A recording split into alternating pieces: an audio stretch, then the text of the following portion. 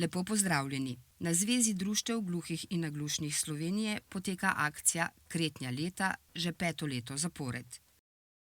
Naj spomnim, da je za Kretnjo leta 2019 največ glasov dobila Kretnja ustava.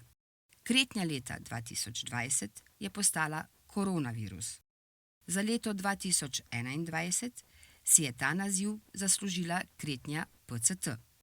Lani je največ glasov dobila Kretnja Vse je v naših rokah.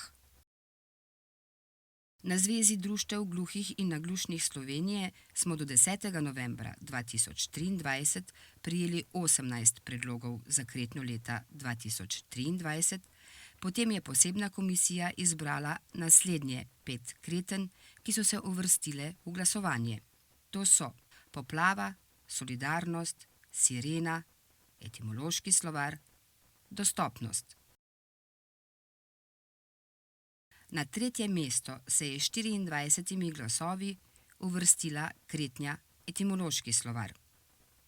Drugo mesto je z 28 glasovi zasedla Kretnja poplava.